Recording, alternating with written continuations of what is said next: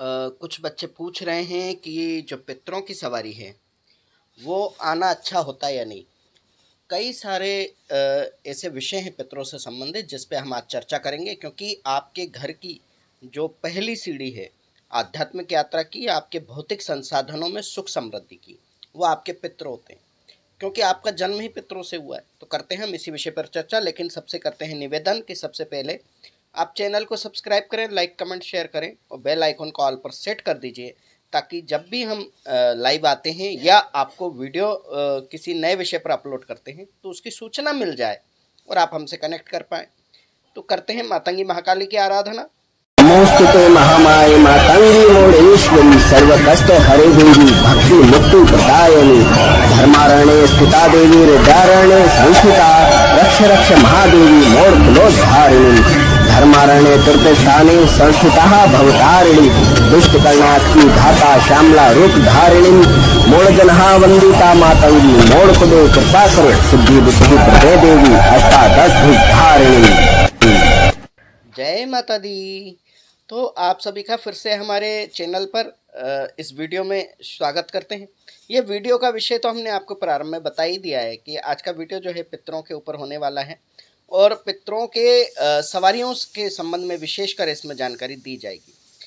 तो सबसे पहले आप जान लीजिए कि जो आपके पितर हैं ये आपका बेस है, ठीक है। जो जैसे भवन भूमि, किसी भूमि पर जब भवन बनाते हो तो उस भूमि की शुद्धता का होना अनिवार्य है। उसमें यह देखा जाता है कहीं दलदल तो नहीं है, कहीं वो ऐसी मिट्टी तो नहीं है जो धंस जाएगी, कहीं वो ठोस जगह है या पथरीली जगह है या किस प्रकार की जगह है, कहीं वो शमशान की भूमि तो नहीं है, कहीं वो ऐसे वृक्ष से लगी हुई भूमि तो नहीं है कि जो आप अभी तो काट करके भवन बना देंगे लेकिन बाद में वो आपके भवन की नींव को ही हिला दे, बार बार उत्पन्न होने लगे या आपको कष्टकारी हो। तमाम तरह की चीज़ें देखी जाती हैं, दिशा आदि सब कुछ, जब आप भवन बनाने के लिए भूमि लेते हैं।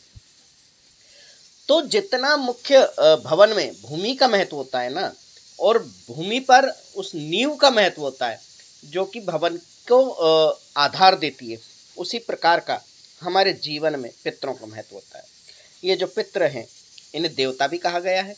पितर जो हैं ये प्रेत भी होते हैं। पितर जो हैं एक ऐसी अवस्था में भी होते हैं कि जिसकी कोई योनि नहीं मानी गई, यानी कि वो भटकते रहते हैं किसी विशेष योनि को प्राप्त करने के लिए, यानी कि एक पद को पाने के लिए, एक योग्यता को पाने के लिए। और आप जानते हो पद और योग्यता जो होती हैं वो आपको कुछ विशेष गुण, विशेष शक्तियाँ यानी कि पावर देती हैं। तो जो प्रेत हैं वो भटक रहे हैं, अतृप्त हैं, और जो देव श्रेणी में यानी कि वो तृप्त हैं, उनके पुण्यों का फल वो भोगने के लिए देवताओं के साथ देवलोक में विराजमान है। तो इस प्रकार से पितरों की जो है श्रेणियाँ बट जाती हैं और उनमें कई तरह के, जो प्रेत योनि की अगर बात करें, भटकते हुए आत्माओं की बात करें, तो उसमें कई तरह के होते हैं, ठीक है। तो ऐसे पितरों को सर्वप्रथम इसलिए मान्यता दी गई है क्योंकि आपका जन्म ही आपके माता पिता से हुआ है, और सबसे बड़ा आपके धरती पे आने का कारण आपके माता पिता ही रहे। अगर वो माध्यम ना होते तो आप नहीं आते। तो जो माध्यम हैं, जो माध्यम बने हैं आपको इस पृथ्वी पर लाने के लिए, उनका उपकार आपके ऊपर सबसे ज़्यादा है, क्योंकि उन्होंने सिर्फ आपको पैदा करके छोड़ नहीं दिया है, आपको ज्ञान दिया, बुद्धि दी, पाला पोसा बड़ा किया। तो ये जो पितर हैं इसी क्रम को आगे बढ़ाते हैं और संसार इसी क्रम से चलता है। अन्यथा सब पशु पक्षियों की तरह होते हैं जिनकी संतानोत्पत्ति तो होती है, परंतु विवेक, बुद्धि, ज्ञान वो भी अगर ट्रांसफ़र ना करें तो उनके बच्चों का भी जीना मुश्किल हो जाए। लेकिन मनुष्य में एक गुण और होता है, भक्ति का, पूजा का, सामर्थ्य का, और इस सामर्थ्य को बढ़ाने में हमारे पितरों के अनुभव ही कार्य करते हैं। तो आपके घर पे कोई भी विपदा, कोई भी संकट, कोई भी देव शक्ति, कोई भी नकारात्मक ऊर्जा बिना पितरों की अनुमति के घर में प्रवेश नहीं कर सकती। इसीलिए सबसे अधिक श्रेष्ठ पितरों को स्थान दिया गया है कि पहले माता पिता जो जीवित हैं, फिर मृत, और उसके बाद अन्य देवी देवताओं की बारी आती है। तो ये सवारी रूप में आए तो अच्छा क्यों नहीं माना जाता है? क्यों ऐसा कहा जाता है कि पितरों की सवारियां अच्छी नहीं हैं?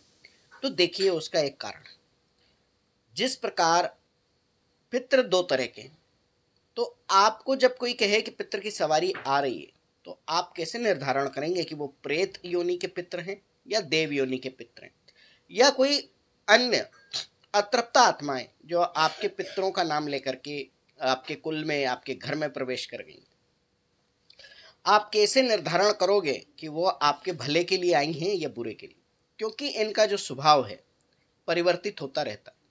ये बच्चों के समान इनका स्वभाव होता है, पल में प्रसन्न और पल में नाराज। क्यों? क्योंकि उनके पास देह का अभाव है, परंतु उनका जो आत्म है, आत्म स्वरूप, यानी कि एक कहते हैं कि शरीर, सूक्ष्म शरीर का निर्माण हो चुका है।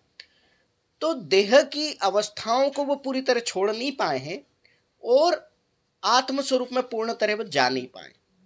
यानी कि जो देव योनि के पितर हैं उनका सवारी रूप में आना तो ठीक है क्योंकि वे तृप्त हैं, परंतु वे बार बार आएंगे नहीं क्योंकि वे तृप्त हैं। उनको आपसे कोई लेना देना नहीं है, वो जहाँ है तृप्त हैं वहीं से आशीर्वाद देंगे, ठीक है। तो वो बहुत कम आते हैं, कभी कभार आ जाएंगे कोई विशेष परिस्थिति में आपकी सहायता के लिए, मदद के लिए।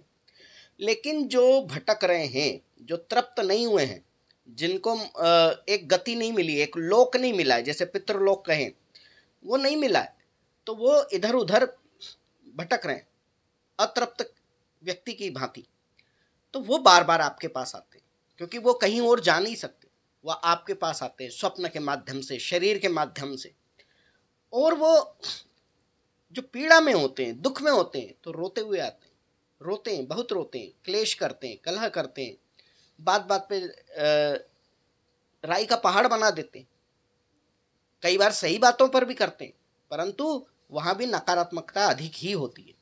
तो इसलिए कहा गया है कि पितरों की सवारी बार बार आना उचित नहीं है। क्यों? क्योंकि उनको मोक्ष तब तक नहीं मिलेगा जब तक कि वो तृप्त नहीं होंगे। उनकी तृप्ति के लिए आप लाख जतन करते हो, लेकिन उनकी आसक्ति अगर घर परिवार में रह गई तो बार बार आ रहे हैं, देह से बंध रहे हैं, देह को छोड़कर जाना नहीं चाह रहे हैं। यानी कि जिस व्यक्ति को माध्यम बना लिया उन्होंने अपने सुख सुविधाओं को पूर्ण करने का, अपनी अतृप्त इच्छाओं को पूर्ण करने का, तो वो उसको छोड़ के जाना नहीं चाहेंगे। तब जो कष्ट होगा वो उस देहधारी व्यक्ति को होगा जिसके शरीर में ये अतृप्त पित्र निवास कर रहे हैं या आ रहे हैं। इसलिए पितरों की सवारियां आना अच्छा नहीं माना गया। पितरों की सेवा भी एक हद तक करना अच्छा माना गया है, जैसे कि दान पुण्य करना, उनके निमित्त पूजा पाठ बैठाना, तर्पण करवाना, और पितरों के निमित्त जल की व्यवस्था करवाना ताकि प्यासों को पानी मिले और उनके आशीर्वाद से, उनके पुण्य प्रताप से वह जल पितरों तक पहुँचे। और अन्न धन वस्त्र आदि का दान जो है पितरों को संतुष्ट करता है। किसी न किसी रूप में वे पितर जब कहीं देह धारण करते हैं तो उन्हें वहां भी प्राप्त होता है। अपने पितृलोक में जब वो जाते हैं तब वहां भी उन्हें अंश रूप में प्राप्त होता है, यानी कि हर जगह प्राप्त होता है। तो इसीलिए कहा गया है कि पितरों की जो है रोज सेवा पूजा उस प्रकार नहीं की जाती जिस प्रकार देवताओं की जाती। पितरों को बार बार आह्वान करना, बुलाना और उनको शरीर में भी स्थान दे देना बहुत ही कष्टकारक आपके लिए हो सकता है। कोई ऐसी ऊर्जा जो बहुत ही अधिक नेगेटिव में चली हो, पूर्ण रूप से प्रेत रूप में हो, और वो अपने आप को आपके कुल का देवता घोषित करके, आपका पितृ घोषित करके बार बार शरीर में आते हैं, रुदन करते हैं, चाहे हास्य करते हैं, अट्टहास लगाते हैं, वो आपके घर का कभी भी सर्वनाश करने के लिए आगे बढ़ सकते हैं। क्योंकि उन्हें अपने गति से, अपनी इच्छाओं की तृप्ति से सरोकार है। आपका भला होगा नहीं होगा, आपका बुरा होगा नहीं होगा, उससे कोई सरोकार नहीं। वो बुद्धि उनकी नहीं है, वो बुद्धि उनकी नहीं है। उनकी बुद्धि इसी चीज में है कि मैं अपने आप को कैसे संतुष्ट करूं। तो इसीलिए पितरों को जब भी आप भोग पूजा अर्पण करते हैं तब आप हमेशा ये कहते हैं कि हमारे कुल के सभी पितृ देवता तृप्त, पितृ देवता। वहाँ ये नहीं कहा जाता कि मेरे कुल के अतृप्त अतृप्त पितृ तृप्त हो, नहीं। उनको संतुष्टि मिले, उनका समाधान हो, उनको मुक्ति मिले, वो देवलोक को जाए, प्रेत की देह को छोड़ करके, त्याग करके देवताओं की शरण पहुंचे, देवताओं के लोक में निवास करें, इस प्रकार की तो कामना की जाती है। उनकी संतुष्टि के लिए गायत्री जप किए जाते हैं, तर्पण आदि कार्य किया जाता है, एकादशी के व्रत आदि किए जाते हैं, अमावस्या निकाली जाती है, इस प्रकार के कर्म भी किए जाते हैं। परंतु उनकी पूजा देवताओं की तरह नहीं की जाती, क्योंकि जब आप अपने पितृ देवता को आवाहन करते हैं तो सभी प्रकार के पितृ वहां आ जाते हैं। इसलिए हमेशा ध्यान रखिए कि जब भी आप पितरों का पूजन करते हैं तो अतृप्त पितृ तृप्त हो, वो देवलोक को निवास करें, उनका जो है शांति हो, और हमें भी शांति प्रदान करें, इस प्रकार की कामना करना चाहिए। साथ ही साथ पितृ देवताओं का आप आह्वान करें ताकि उसमें पितृ देवता ही आगे आए, ठीक है, और वो आपकी रक्षा करते हैं ऐसे प्रेतादिक चीज़ों से, शक्तियों से। देवी देवताओं की जो है कृपा आपको प्राप्त हो, इस प्रकार की वो आपकी सहायता करते हैं, आपकी बुद्धि करते हैं। कई मामलों में जो पितृ हैं आपका रक्षण कर देते हैं बड़ी से बड़ी घात से, आप तक वो पहुंच ही नहीं पाती। कई तंत्र शक्तियां हैं जो आपका नुकसान करने के लिए चलती हैं। कई लोगों के भाव इतने बुरे होते हैं, लेकिन वो उनके अंदर ऊर्जा होती है, बल होता है, जिसका उन्हें भी ज्ञान नहीं है, परंतु वो आपके प्रति अगर बुरी भावना रखते हैं तो वो भाव से वो शक्तियां चल पड़ती हैं, उनसे भी आपकी रक्षा करते हैं।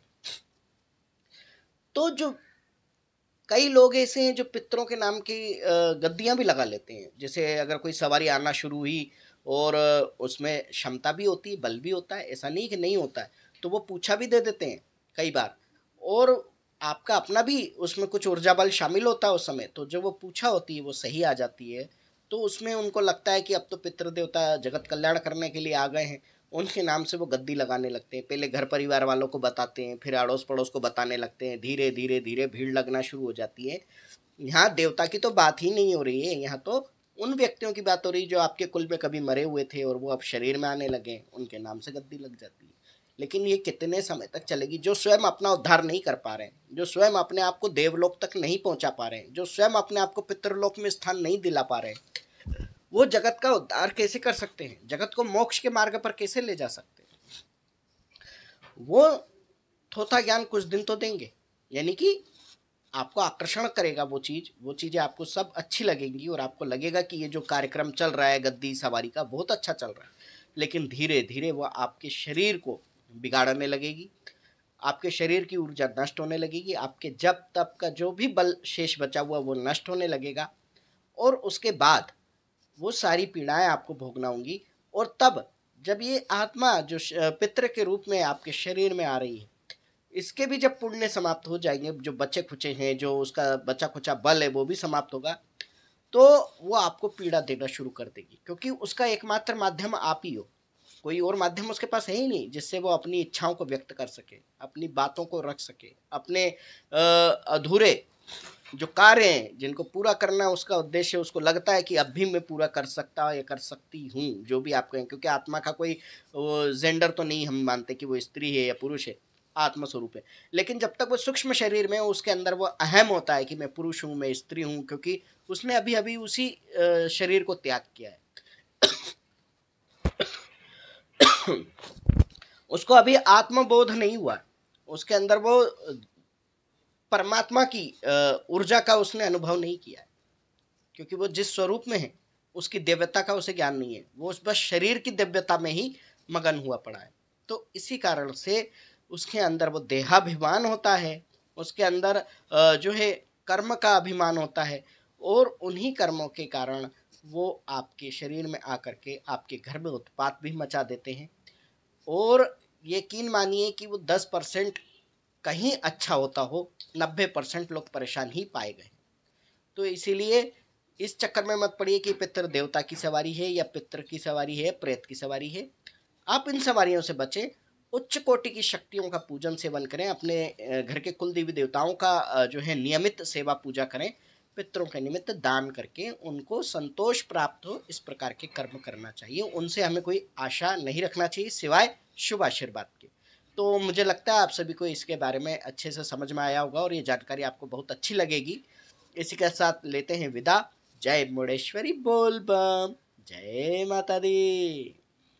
ओम मणिक्यमिणामप्लाल्यन्तीं मदालसां मञ्जुलवाग्विलासां महेन्द्रनीलं द्योतिकौमलाङ्गी मतं कन्या मनसा स्मरामि।